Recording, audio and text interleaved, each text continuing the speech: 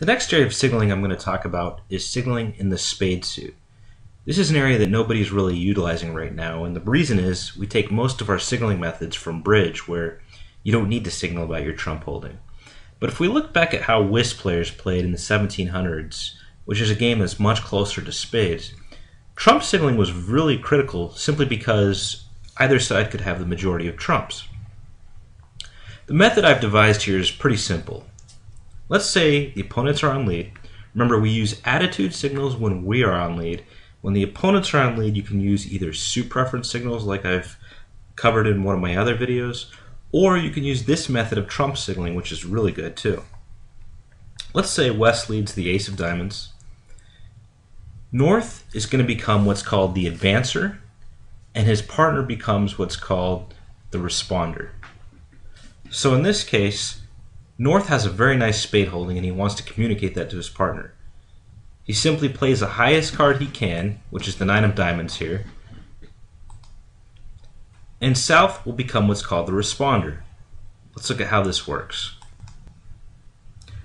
So North as the advancer signals whether he wants spades led at some point. Generally that's going to mean 5 plus spades or a really strong 4 card suit. The responder will signal about support in the trump holding if the advancer signaled interest. At a minimum, he should have at least 4 small spades, or 3 headed by the queen, or 2 headed by the king.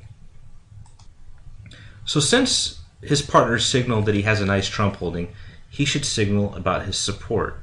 And in this case, he has very nice support with the ace with 2 other spades, and he'll play the 8. If North had signaled a low diamond, indicating a bad spade suit, South would then become like an advancer, and he would simply signal about his trump length. And in this case, he would have simply played his 2 because he doesn't have very good trump length. Okay, now that's the case where both of us are able to signal, but let's look at some other cases here. Okay, here, let's say West leads the queen of clubs. Now North, he can't signal anything because he has to win the trick. So South simply becomes an advancer and he'll signal about his trump length. And here he simply has to play low because he has no trump length.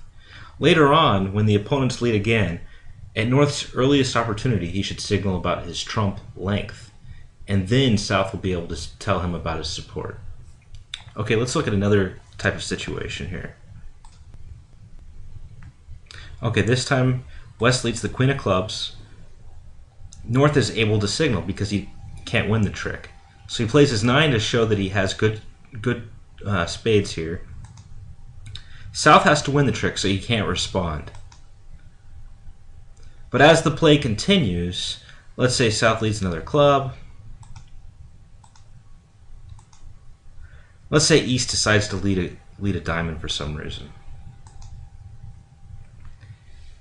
Now South can signal about his support. Essentially what he should do is take his earliest opportunity that the opponents are on lead to signal about his support.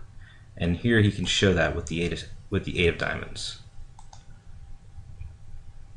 So that covers it for how trump signals work.